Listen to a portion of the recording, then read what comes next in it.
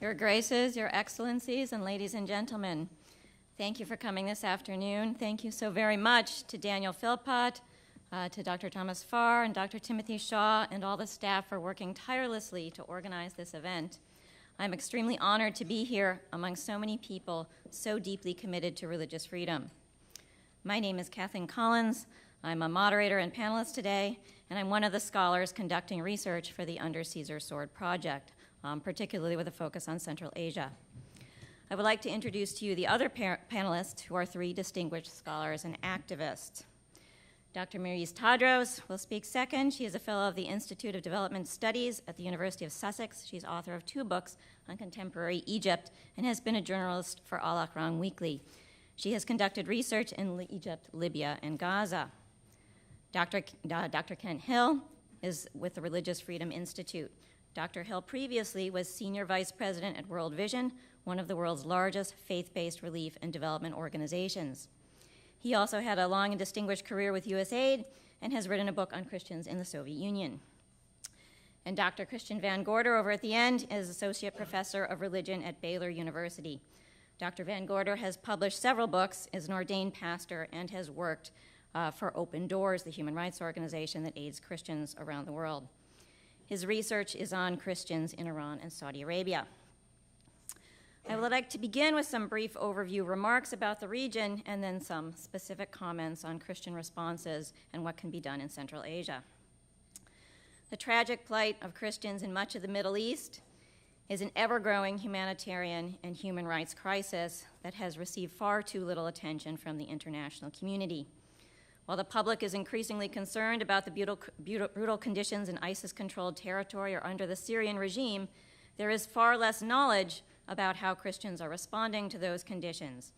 There is also less awareness of the broader and longer-standing persecution of Christians in other parts of the Middle East and Central Asia, in Egypt, in Libya, Iran, and Saudi Arabia, in Uzbekistan, Turkmenistan, and increasingly in Kazakhstan, to name just a few of the countries, the ones we will be focusing on today.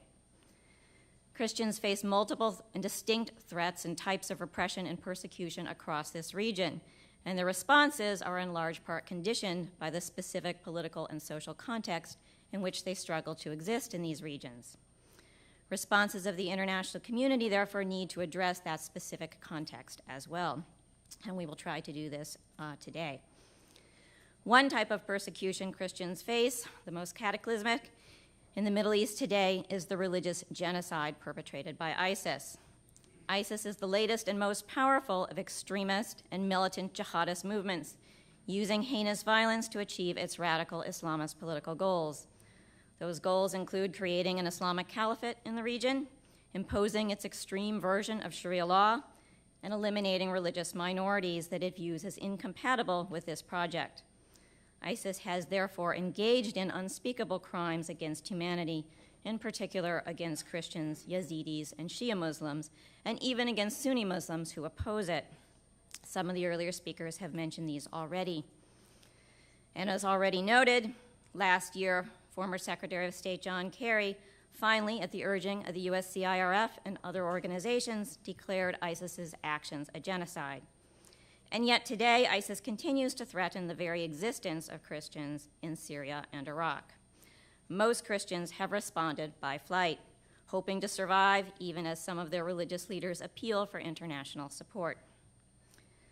A second related threat to Christians in the region emanates from the less-known Islamist movements, but in some cases long-standing ones. Multiple non-state groups and movements, from the Islamic Jihad to Al-Qaeda and ISIS-inspired groups across the region, are also driven by Islamist radical ideologies, and they have been active in states such as Egypt and Libya and even Tajikistan. Their frequent terrorist attacks have shaken Christian communities and the world, as all too recently in the Palm Sunday bombings of 2 Egyptian Coptic churches. While some Christians are fleeing Egypt, others bravely protest, civilly demanding greater protection from the state, and sometimes even protesting in association with their Muslim neighbors. Third, established Islamic states present still another form of persecution for Christians in this region. Both Iran's modern Islamist regime and the Wahhabi-backed Saudi monarchy systematically oppress Christians as well, by blasphemy laws, as was discussed this morning with the case of Pakistan, by regulations preventing the building of churches, and by pervasive discrimination and intimidation. The small Christian minority practices in private, avoiding confrontation and notice. Fourth, secular authoritarian regimes in the region are also a major source, either directly or indirectly, of repression. In Syria, the atrocities of the regime of Bashar al-Assad have put Christians in the crossfire of a bloodletting in a 6-year civil war. Some Christians continue to worship in bombed-out churches, while others have joined the flood of refugees. Another variant of that secular authoritarian repression exists in the post-Soviet Central Asian states. There, regime tactics are surprisingly similar to what Christians in Iran and Saudi Arabia have faced, albeit under a distinctly and dramatically different regime ideology: secular, post-communist nationalism.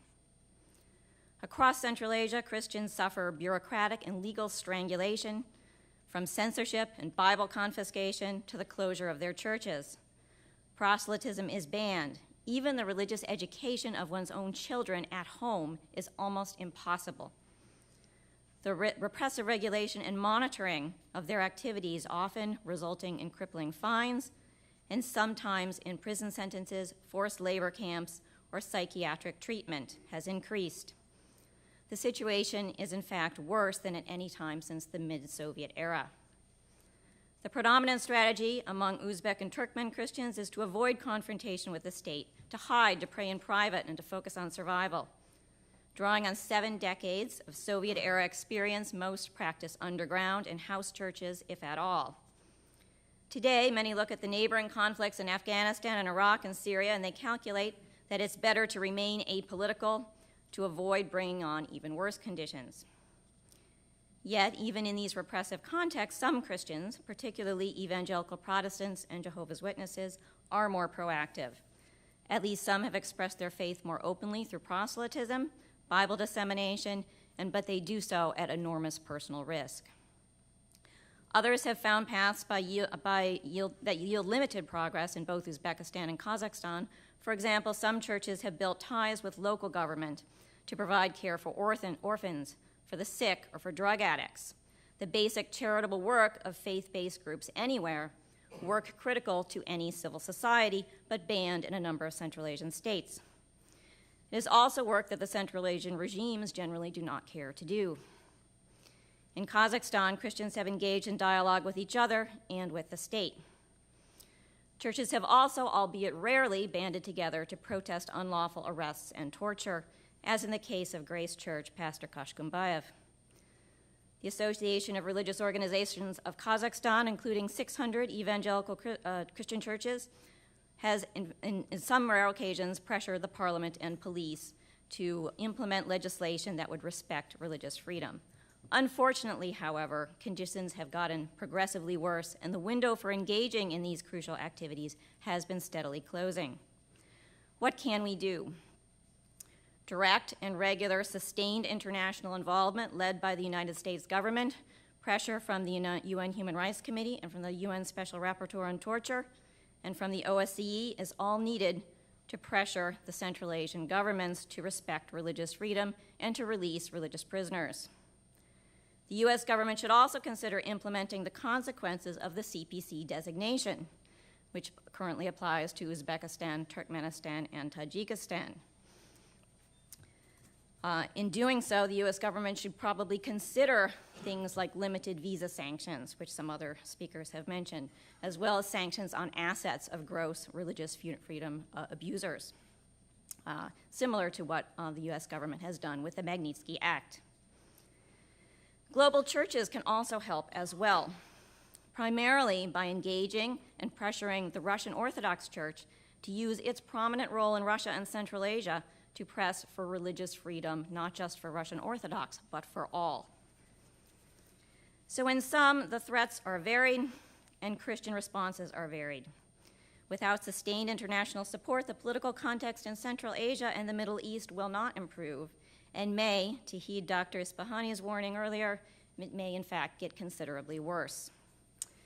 So with that, I would like to turn over the microphone here to Dr. Maurice Tadros, who will focus her remarks on Egypt, Libya, and Gaza. Thank you.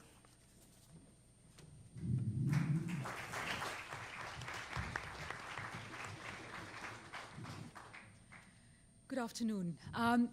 There's been a great deal of Egypt saturation this morning. There's a continued reference to the bombing on Palm Sunday, and obviously it's still fresh. It's still a week ago. 46 people have lost their lives, in addition to those that have been maimed and permanently, well, they will never live their lives again.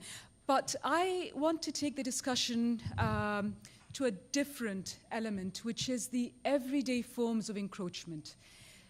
We often focus on acts of violence, on acts of killing.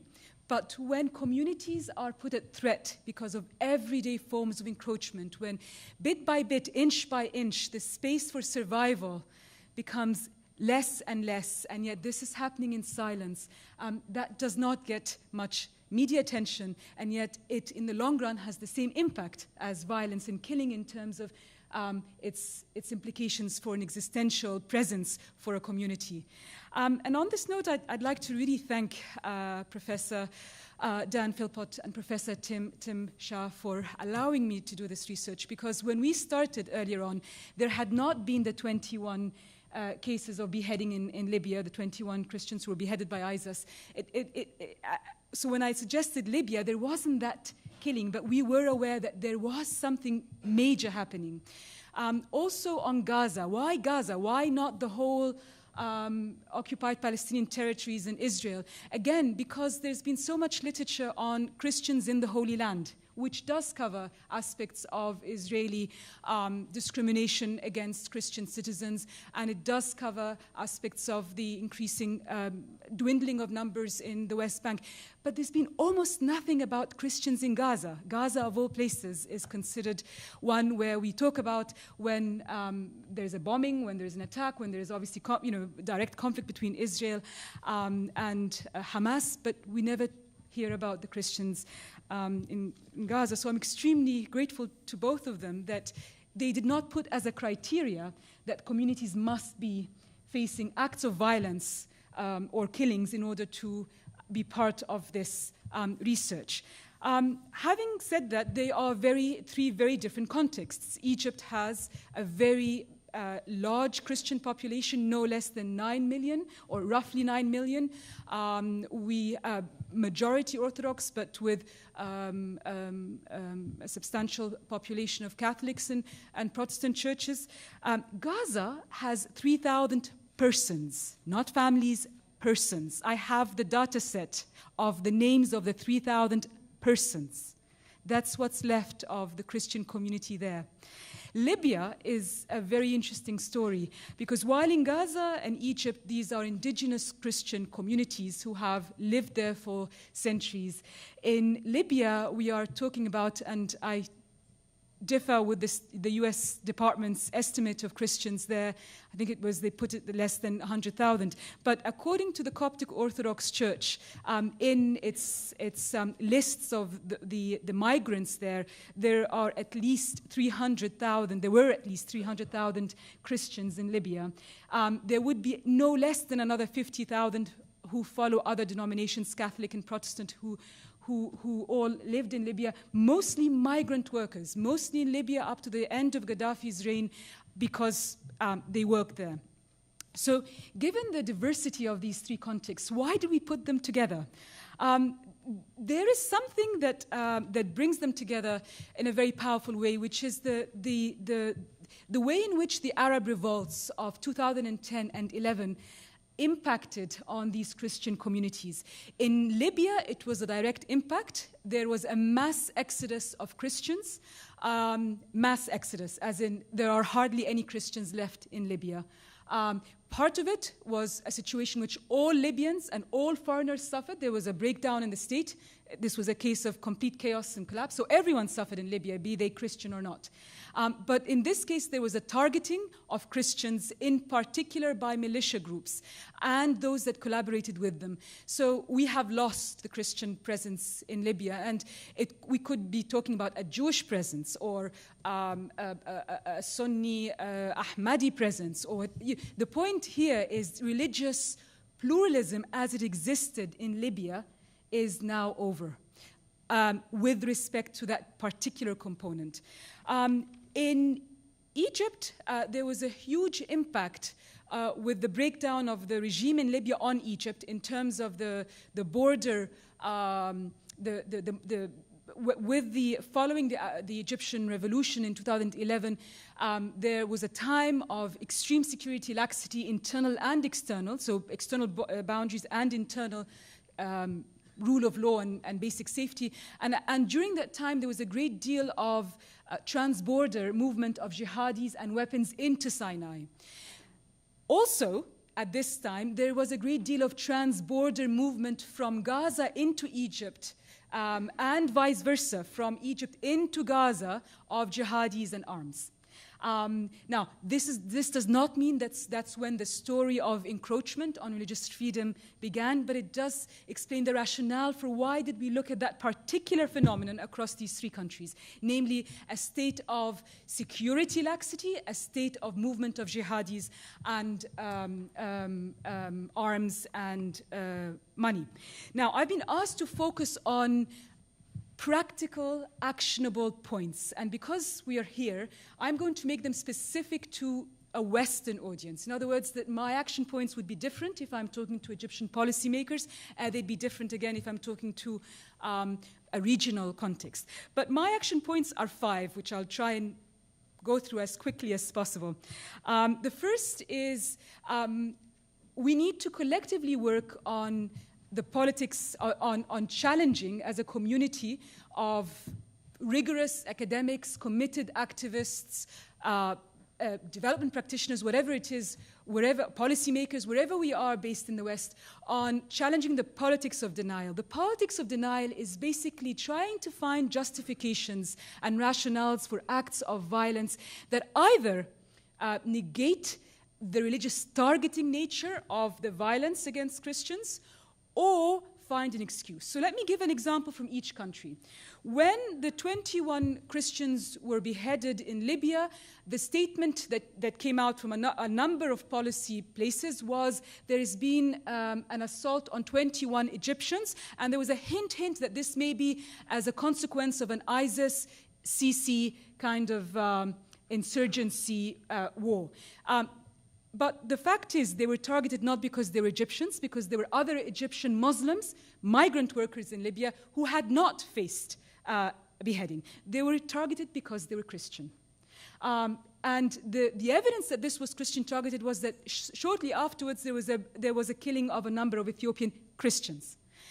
So I think that, this is critical, the pushback on, let us, just as we are, and rightly so, when there is a targeting of a particular religious group, be it Muslims in foreign policy, US policy, or whatever, although even then it actually affected Christians from the Middle East as it did Muslims coming from the Middle East. But beside the point is that there was a recognition, when there is an assault on a group, in a lot of the international media and in the policy statements, the recognition is that they are targeted because they happen to belong to a religious denomination X or Y.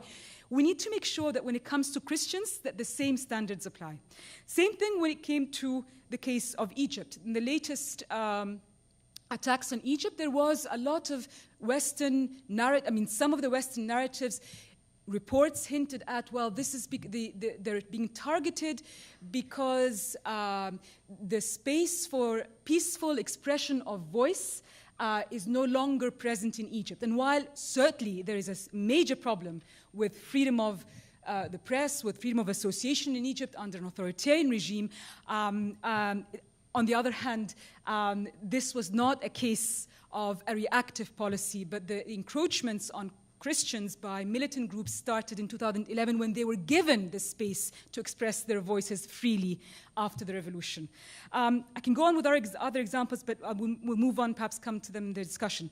The second is, again, for keeping this audience in mind, is it is extremely dangerous, and I would argue humbly erroneous, to represent what is going on as a West versus Muslims issue. This is not the West versus Muslims, on two accounts. Number one, because the West has been directly implicated in the exacerbation and intensification of the religious targeting of Christians on two accounts. First, because the arms trade and the circulation of arms must have happened through external actors. The militants are not producing the arms themselves. They are purchasing the arms. And we do have the evidence to suggest that some of these arms did come from non-Middle Eastern sources. The second is because for a very long time we have known that Saudi Arabia is a major exporter of Wahhabism, which has been one of the most extremist ideologies that endorses and condones the religious targeting of Christians and anybody else who doesn't fall into their version of Islam. So Ahmadis, Sufis, the list can go on. And yet the West seems to be very quiet on the export of Saudi versions of extreme Islam. The third policy, so the second policy is let's be careful in how we present these dichotomies, because the complexity of transnational politics and geostrategic interests means that there is more at hand. The third actionable point is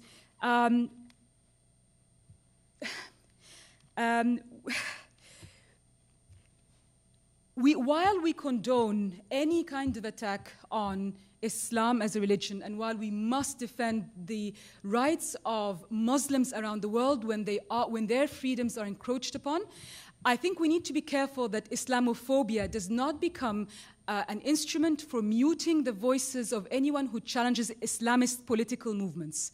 And that has happened. I found myself personally under extreme attack every time I critique the Muslim Brotherhood's account of violence in Egypt. People say, oh, no, it's not the Muslim Brotherhood, it's another actor. But the evidence suggests that they are also implicated. So I think we need to, yes, make sure that we are very accurate and specific in who are the actors, but not also self-censor when it seems necessary. The fourth actionable outcome point is on the fact that we have focused on ISIS. But even if we eliminate ISIS, the phenomenon is much bigger than ISIS. We are talking here about a variety of movements.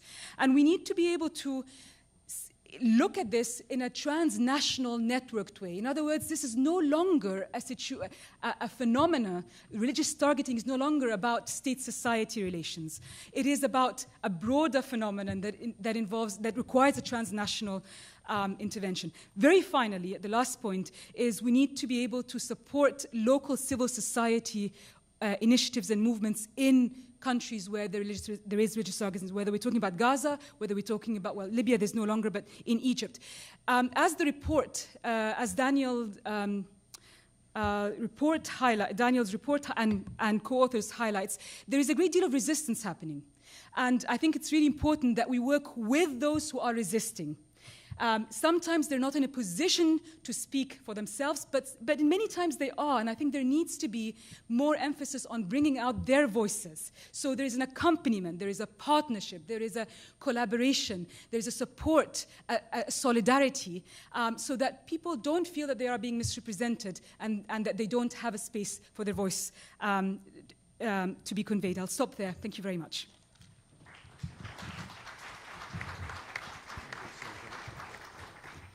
Thank you, Maurice, very much for those important remarks. Our next speaker will be Dr. Ken Hill. Good afternoon.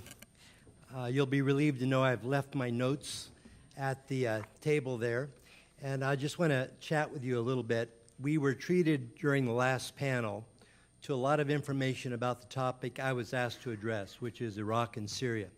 So I'm going to give you a Cliff Notes version of part of what I was going to say and focus on some things that I think might be more of interest to us right now and try to be as brief as I can. 3 factors explain what's gone wrong for Syria and Iraq in the last decade and a half. The first is the invasion in 2003 that took Saddam Hussein from power, created a situation with sectarian violence and anarchy, which has had a huge impact on the decline of Christians, depopulation of Christians in Iraq. The second factor is what started in 2011 with the civil war in Syria. Amazing results from that, 400,000 to 500,000 probably killed, over half the population refugees or IDPs, and no end in sight. Huge impact. Remember, a lot of the Iraq refugees went to Syria only to discover they're going to be right in the middle of another firestorm. And then number three, of course, the role that violent Islamic extremism has played in the persecution of Christians, Yazidis, and other minorities. So how have the Christians responded? They've responded in 5 ways, primarily through flight, and I'll be very brief here. Probably 90% of the 1.5 million Iraqi Christians are gone or not in their homes at this point. In Syria, you start with maybe 1.5 million, and you're mounting to perhaps another 300,000 or 400,000 as well who have either been displaced or not, so maybe 80% gone. The most precipitous decline of Christian populations in any part of the Middle East in recent years. Although, if you look at the 20th century, you'll see that there's been a decline throughout the Middle East of the Christian population. And the biggest decline probably occurred at the end of the Ottoman Empire when Armenians, Syrians, and Greeks all depopulated, 3.5 million either killed, displaced, or forced to move. A lot of them went to Aleppo. A lot of those folks, 400,000 of them, ended up in Aleppo. There was a time when Aleppo had 40% of its population was Christian. It's dropped to maybe 30,000 Christians left in Aleppo. So first response is flight. Second response, it was in the video a little bit today, which is fight. Not a lot, but a few places, both in Syria and Iraq, mainly in self-defense. Some Christians have taken up arms to defend themselves. Some have tried, when pressed, to pay the jizya, but we've got the expert in the room on that. Nina Shea has pointed out in her research that, in fact, this isn't anything like the kind of head tax that we saw in the Ottoman Empire. This is something designed to make people leave, to impoverish them, make it impossible for them to stay, so that's not been a good option. That leaves a couple more options here. Martyrdom, which we've seen a lot of, and I can't go into the details. We've seen and heard the horrible pictures of the things that have happened there, even to children and women, etc. And then I'll just mention briefly one of the most difficult dilemmas Christians have faced, particularly in Syria, and that is the whole question of how are they going to be protected. Are they going to be protected by an Assad regime, a brutal authoritarian regime that when it does fall, if it does fall, will leave them vulnerable as looking like they were allies of it? It's possible, in fact, that compared to what would happen if ISIS takes over, it would be worse for them then, and yet it's just an awful place for Christians or other minorities to be in a place where the only protection they might have, and this happened a little bit under Saddam Hussein as well, they sometimes were more protected there than what happened because of the sectarian violence and the anarchy that took place in his absence. But this is not a good situation. And in fact, the problems in the Middle East go far, far beyond violent Islamic extremism. It has to do with brutal authoritarianism. It has to do with sectarian violence. And even if we could deal with violent Islamic extremism, we need to take on these other root cause issues that undermine pluralism, undermine human rights, undermine religious freedom, because it's all part and parcel of why it's so difficult to live in the Middle East. So what do we do? I'm going to mention 4 points very quickly, and then I want to spend just a few more moments on the 5th point, which is how you actually deal with violent Islamic extremism. The first thing I would simply say is it's obvious. We have an obligation to help those who are IDPs and refugees, wherever they may be. That's what we would want if we were in their position, and there are plenty of good organizations, Aid to the Church in Need, lots and lots of organizations who do good work here. Pick one, do something. We can't save all the children, but we can save some. Number two, we should help the Christians stay and return who can, but if they go back, we have to understand there needs to be some security, there needs to be some reconstruction. Nina made the point brilliantly today. If you don't deal with the infrastructure issues, they can't go back even if they want to go back. This requires money, it requires effort, it requires reconstruction, it requires development assistance from multilateral bodies, bilaterals, churches, and by individuals.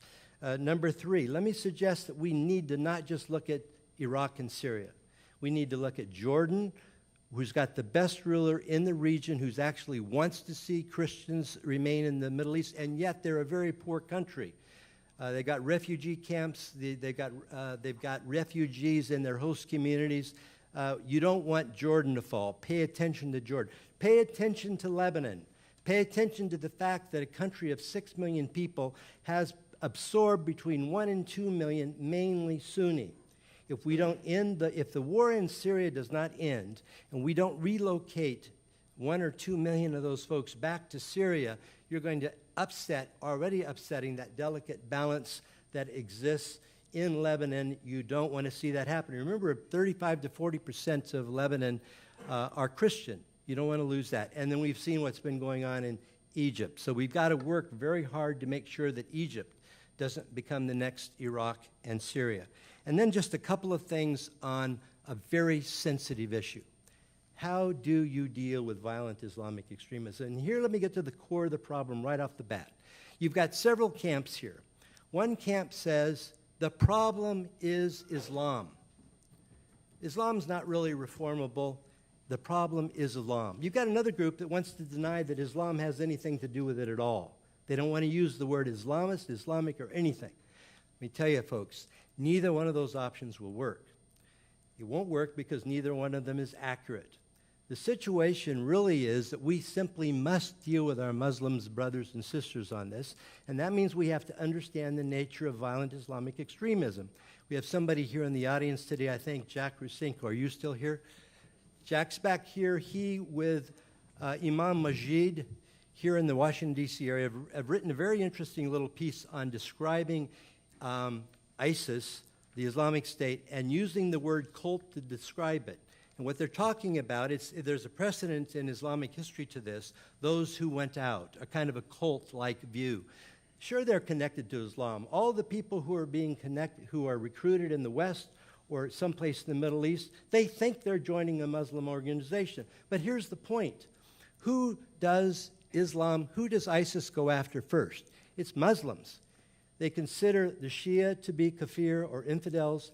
They consider most of the Sunni, of which they are Sunni, to be kafir or infidel as well. The Muslims have the most to lose if violent Islamic extremism wins. They've got to fight against it. Questions risen sometimes, do they speak out against it? Take a look at the 2014 open letter to the caliphate that came out by all the major most of the major sheikhs globally, and many of them were from Egypt, describing exactly the way in which they believe that violent Islamic extremism departs from their reading of their tradition. There was what happened in 2016. It's been mentioned in the Marrakesh Declaration, which talked about the need to protect minorities there. And finally, folks, remember this. What's the alternative from hoping that you can find the resources within Islam to deal with this cult, or whatever you want to call it, that's such a threat to both them and other minorities? Is the alternative is cultural or military war? God forbid. We've got to find some way to avoid that. And my last point is simply this. How do we approach this collaboration with our Muslim friends? I would suggest we do it with a certain amount of humility. All global religions, including Christianity, and it was mentioned earlier today, have had moments in their history where people who claimed to be them were an embarrassment or perverted their religion or did so, and even recently this has happened to us. Remember that John Paul II, halfway through the Rwanda genocide, said publicly that it was some Catholics were persecuted, but some Catholics were involved in the genocide in Rwanda. The next year, in Bosnia, you had a situation where 8,000 Muslim boys and men were massacred by people who called themselves Christians. All global religions have moments when people have betrayed them. Secondly, and this is the point I'll end with, we, like other global religions, the way we pick and choose for what we're going to do and how we're going to develop our theology, etc., it evolves. The 1968 document, Dignitatis Humanae, was a brilliant, articulate description of religious freedom. It represented an advance in the way the Christian world talked about how it understood religious freedom. And the same thing, something similar, we've got to pray and hope can happen within the Islamic world as well. So we have lessons to learn, we have lessons to share, and I think it's doable. But it's going to require not declarations in Marrakesh, not open letters that a few people may read, but transferring those messages into social media and curriculum change throughout the world, where young people from the very earliest of ages are exposed to a very different understanding of universal humanity based within the religion in which they happen to be born. That's long, hard work. That's the root causes work that we've got to be engaged in, but it's work that can be done. Thank you.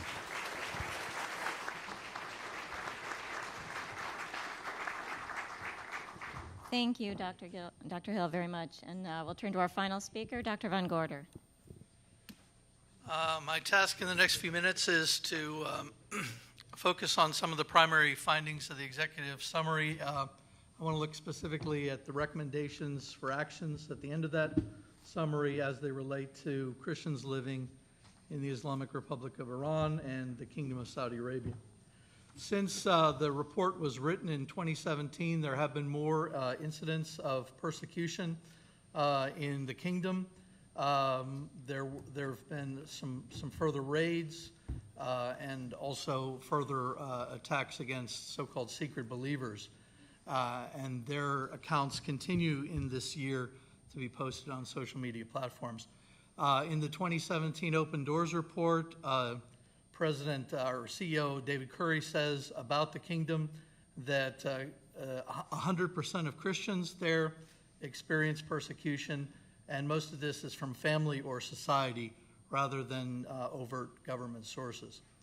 In Iran, the IRGC, or the Basij or Basmaji, the Islamic Revolutionary Guard Corps, have reemerged after a period of relative dormancy under President Hassan Rouhani, and he initiated a charter in December on citizens' rights, but this document that he generated didn't mention at all the practice of one's faith or the choice that one can have in choosing faith. In February of this year, according to Elliot Asudeh, 2 recently converted Catholics were arrested, and at this point they're still in detention. Their Bibles and Christian literature were seized by the IRGC, and this is seen as a larger, brutal crackdown against Catholics in Urmia, the western Azerbaijan province. Illinois Congressman Peter Roxham is pushing to label the IRGC as a terrorist entity. And also in March, there were reports that a number of Armenian cemeteries, Christian cemeteries outside of Tehran, and also in Sava, were desecrated. And one of the Armenian properties is being turned into a park outside of Tehran. In contrast, and an emphasis, and as a way to emphasize the wide gap between those who convert to Islam and those who are ethnically from Islam to Christianity, and those who are ethnically Christian, the Chaldean, Assyrian, and Armenian Christians. Chaldean Catholic Archbishop of Tehran, Ramzi Garmou, said this year and praised Iran in a statement that Iran is an oasis of peace and the safest place for Christians throughout the Middle East. And of course, even those Assyrian and Armenian Christians face a lot of glass ceiling issues. They face a host of minor difficulties not necessarily life-threatening persecution, but a lot of aggressions in their daily lives. Christians in Iran and Saudi Arabia are some of the most vulnerable and at the same time some of the most invisible communities in the Christian church worldwide. Their challenges in living in repressive regimes have led some to forge proactive survival strategies, and one of the ways that this happens is focusing on themselves as being loyal supporters of the government, because of course they're sometimes labeled as the enemy within by the Muslim majority context that they're surrounded by. These Christians enthusiastically support meta-narratives that castigate the West as aggressor and seek stridently to distance themselves from anything connected with Western neo-colonial influences, the toxic historic residue that they feel compelled to stress as a way to express and show their loyalty to the state. In this light, efforts have rarely been made in a few instances to seek to develop ties with other actors in global Christian communities.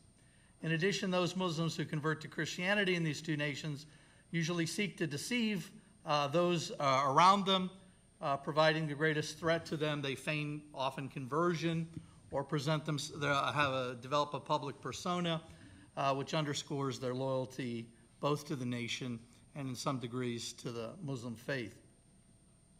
Generally, Christians in these countries avoid confrontation at all costs, with only a few notable exceptions.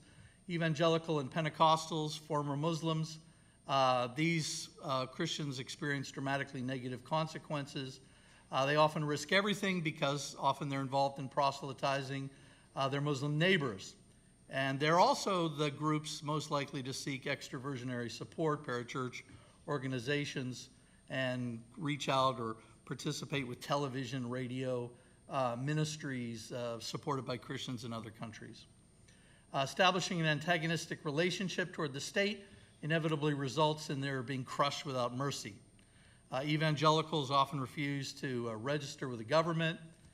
Pentecostals are viewed by Iranian and Saudi authorities as those most likely to receive external funding and be thus affected by external influences. To their credit, those evangelicals and Pentecostals engaged in this proselytism do so out of a deep faith conviction, aware of likely consequences. They're also Christians then most likely to seek emigration. It's important to stress that those who persist in evangelism do so in the larger context of Christian communities that have adopted strategies of survival and cultural adaptation and effort stressing public patriotism. Christians in Iran and Saudi Arabia are well versed in long-term theological responses, such as that expressed in 2 Timothy 3:12. Everyone who seeks to live a godly life will suffer persecution, so they accept and anticipate the intensity of their daily experiences being marked as an opportunity to serve God with greater resolve.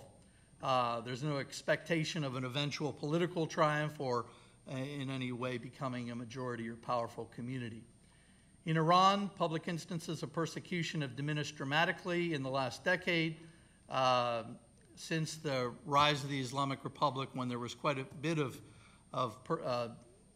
those Christians being killed, there have been no death sentences levied against Christians since 2010, but of course Muslims who convert to Christianity face severe persecution. Assyrian, Chaldean, and Armenian Christian communities, for example, have developed strategies of association with the state and have focused on building personal relational bridges with political authorities and efforts of partnership with local officials, including seeking the patronage of influential national leaders. Armenian and Chaldean Christians willingly allow themselves to be used by government efforts to show that their nation is united in its diversity and that it's benevolent toward minorities. Every effort is made to be made completely invisible and indistinct from the larger society. Worship events are private, guarded by Christians themselves to keep out any non-ethnic individuals. Anything published by Christians in these two communities is strictly published in either Armenian or Chaldean, never in Farsi, the language of the nation, which they also know and speak throughout their public lives. Christians in both communities have crafted over the years very careful early warning strategies to see potential problems that might be coming on the horizon. When Christians in Iran and Saudi Arabia reach out to Christians in other countries, these initiatives should be welcomed and nurtured, but in fact, they shouldn't be sought by Christians outside of these countries. They should be initiated by Iranian or Saudi Christians.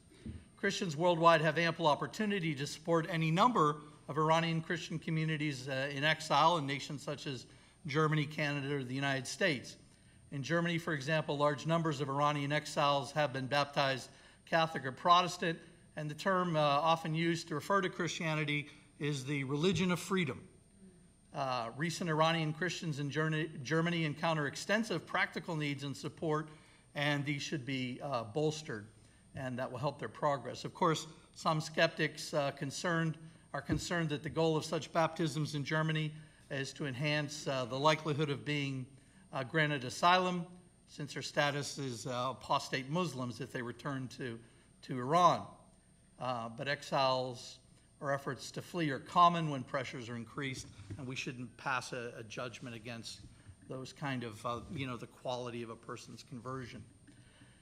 Journalists and Christian media outlets outside Iran and the KSA should avoid deepening problems for local Christians by advocacy that is essentially sensationalism, intent on enhancing their own image of relevance, even if that exposure results in negative attention being drawn to Christians in that country.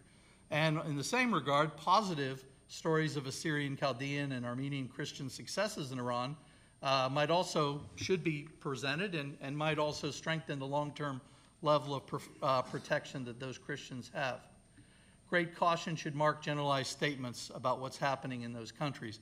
In Saudi Arabia, for example, a lack of reliable press coverage makes reporting instances of persecution against the Christian migrant workers there almost impossible to accurately substantiate. Patterns of response in the two nations share similarities. Laws in both nations that cause the greatest threat to Christians are those relating to blasphemy against Islam, very strict regulation requirements, proselytism of Muslims, and a total and complete blanket surveillance over every aspect of their lives. With theological clarity about the role of Christians in the state, grievances are presented in a low-key, cooperative way, supportive way with no efforts at assertiveness. Indeed, the entire history of Christian-Muslim relations in these two nations are marked by a dramatic absence of any forms of violence or confrontation. I don't know of any instance whatsoever of any violent actions by Christian minorities in either of these two countries. In light of this, it's appropriate for Christians in other contexts to suggest we should be very careful to suggest that Christians in Saudi Arabia and Iran should engage in interfaith solutions that address social problems. While there may well be a place for international parachurch support organizations or others involved in interfaith or multi-faith gatherings, these are not something that should happen without the initiative of local Christians. There's a number of efforts with Canadian Mennonites working in Iran, but that doesn't involve local Iranian Christians at all. And any efforts that should be promoted should be on their own terms. Efforts to advocate on behalf of individuals and oppressed communities have to be framed in careful evaluations of what is most beneficial for the long-term health of these nations. Brian Grimm mentioned business people working in Iran and the importance of familiarizing those business personnel, also in Saudi Arabia, with the ways not to problematize the lives of Christians in those communities. International scholarship efforts should seek to avoid memoricide, the generation of the erasure of the Christian story. In conclusion, we have to be really careful about making moral judgments about the plight and status and responses that Christians in Iran and Saudi Arabia are facing to their tremendously difficult problems. Theologically, Christians in both countries are vividly aware that their citizenship is in heaven, and they're comfortable with their own lives, trying to survive, worshiping in private, making choices of isolation, and actually seeing the state as a way to be protected from larger, these little Caesars that we're talking about in other nations are not issues that Christians in these countries face. But the situation long-term is very grim and very dire. Rabbi Stephen Wise, shortly before the Second World War, when asked about the future of Jews in Europe, he said, there's no reason at all for optimism, but every reason for hope. And I think that's the same situation that we can describe this future for Christians in Iran and Saudi Arabia. Thank you.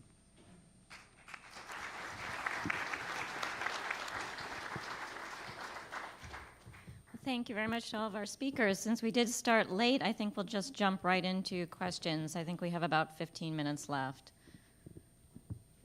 They've covered a broad range of countries, a broad range of Christian groups, and a broad range of responses. So please. Yeah. Hello, my name is Gideon. I'm going to be a student next year at the Catholic University of America. So my question is in regards to democracy in the Middle East with Christian persecution. To me, it seems democracy has heavily led to more persecution of Christians. So you see countries that seem like authoritarian regimes, such as Jordan, which is a monarchy, has been good for Christians. Assad in Syria, many Christians have seen him as protecting Christians in Syria. And if a democratic regime came in lots of these countries, also with you talked about earlier in this talk with India, and there's been big democratic movements where populists will essentially appeal to the people and want Islamist or other religious governments which are oppressive to Christians. And it seems to me that non-democratic authoritarian regimes are actually much better at protecting religious minorities in the Middle East. So do you agree, basically, what do you think the U.S. should do in regards to spreading democracy in the Middle East, or should we essentially allow them to deal with that? What should we do in regards to that? Dr. Hill, would you like to take that? Yes, I would. Thank you. I think most important thing is to define democracy. If you misdefine democracy, you'll come to the conclusion you've come to. If democracy just means majority rule, then there might be no distinction between quote-unquote democracy and fascism. If the majority wants to persecute the minority, they may come to power in a vote, and I consider that, and most experts on democracy consider that not to be democracy. What is the definition of a democracy? We had this same debate in the Soviet Union when the USSR collapsed, and in Eastern Europe as well. And there had to be a discussion of how democracy evolved in the West. And how it evolved is like this. Democracy does include votes, but it includes minority rights. That's why the first 10 amendments are so important, and particularly the First Amendment in the United States and the Constitution. Separation of powers, an independent judiciary, and independent minority rights. Majority, it's not unlimited majority rule. So if you have full democracy, that is the safest way to do it, provided you really do live up to your minority rights pledge. But that can't be undone by a vote. Are there any democracies in history, though, that have not led to fascism? For example, Julius Caesar coming to power in Rome. You have recently with the rhetoric with Trump, with the referendum in Turkey. It seems to me that maybe this is not the best way to protect the rights of minorities.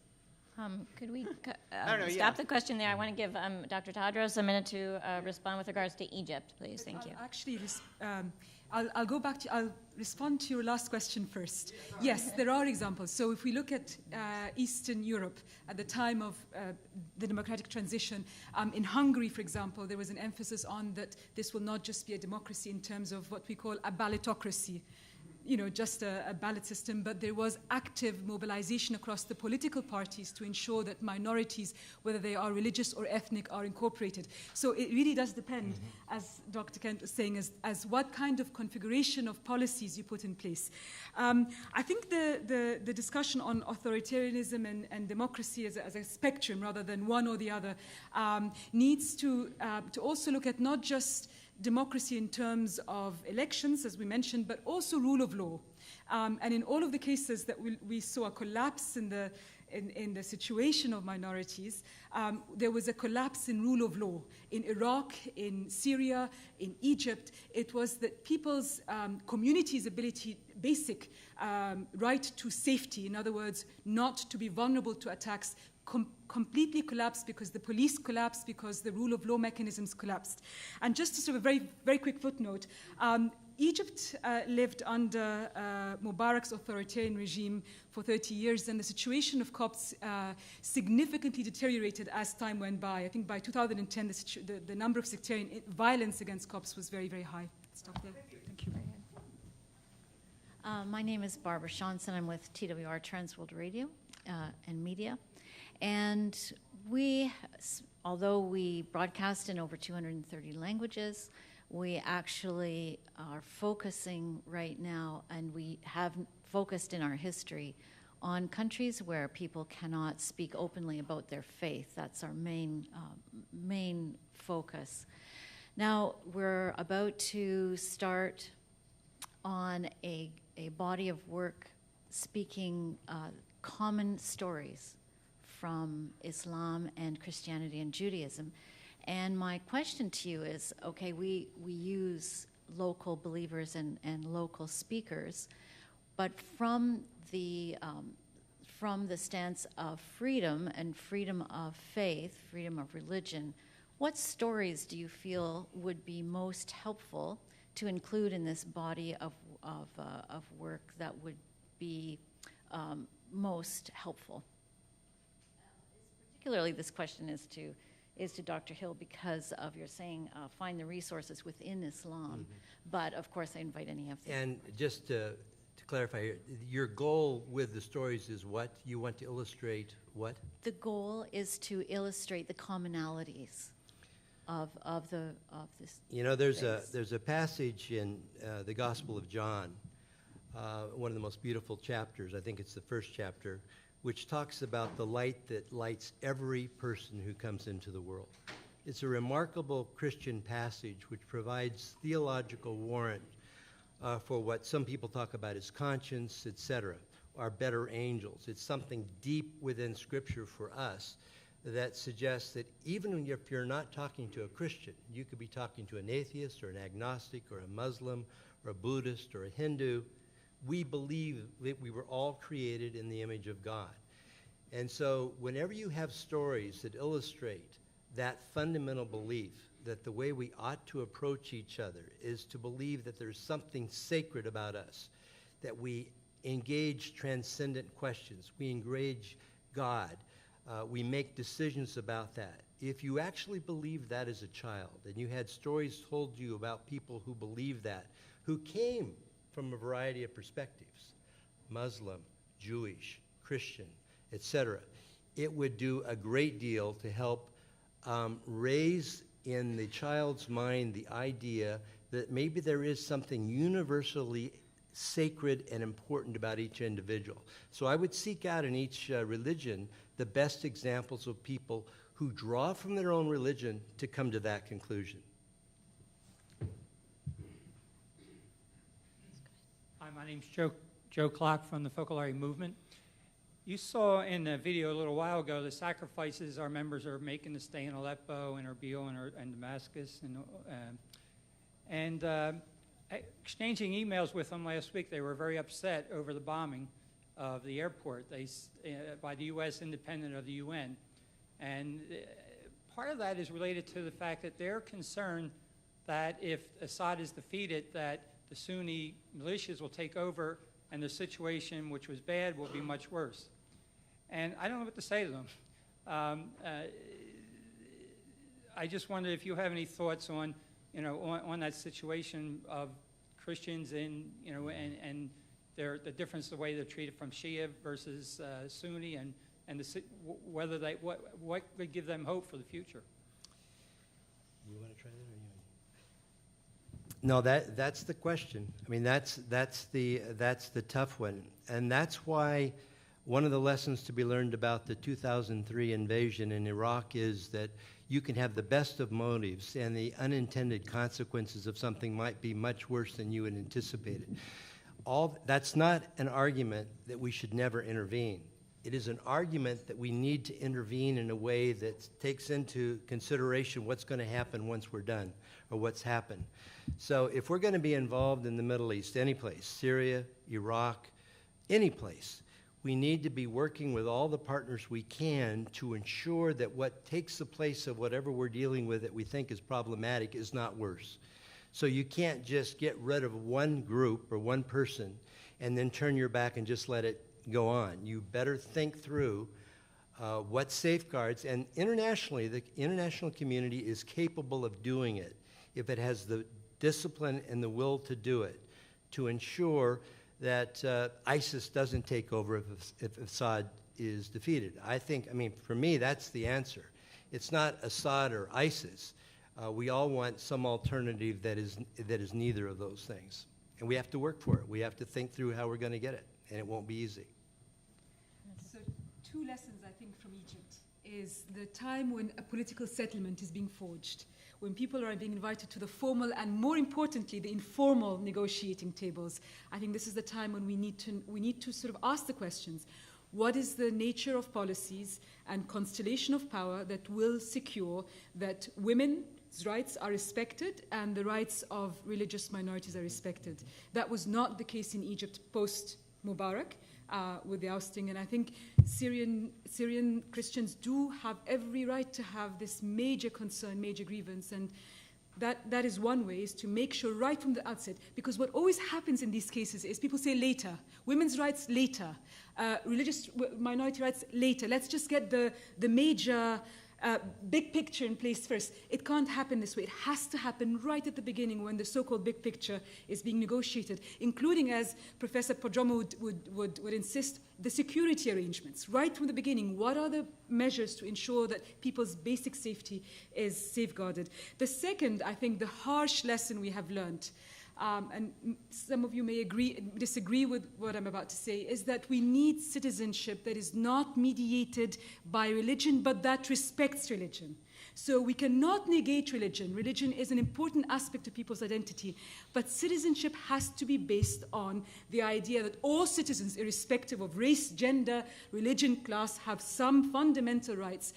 The problem is, and that's what happened in Iraq, and that's what people fear will happen in Syria, is an Islamist-based party will say, we will present our own progressive Islamist interpretation of what an Islamist citizenship will look like that will be premised on religious scripture. And while religious scripture can be extremely progressive in advancing rights, depending on who's interpreting it and the sources that are being used, it can also set a number of qualifiers that would be loopholes later. So let's agree on citizenship while respecting religious rights.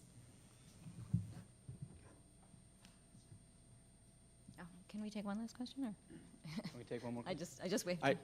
I thought George Martin's point about the Marshall Plan, having a Marshall Plan in this region was pretty interesting, intriguing. So I wanted to ask you, given your expertise in the region, can a Marshall Plan work in the region in a similar fashion?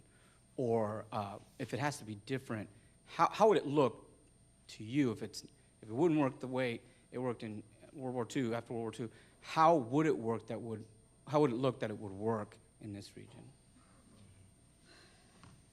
Well, I'm a big believer in the Marshall Plan. I mean, I think the impact on Europe was remarkable, and particularly when you think that the Marshall Plan was applied to those we'd been at war with.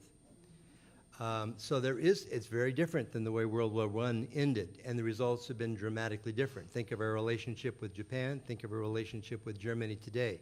It's the best investment you can make as a country, to invest in infrastructure and humanitarian development programs that provide jobs and heal an economy. Andrew Natsios, who was the head of USAID when I was at USAID for a number of years, used to say there's nothing more dangerous in the world than an unemployed male.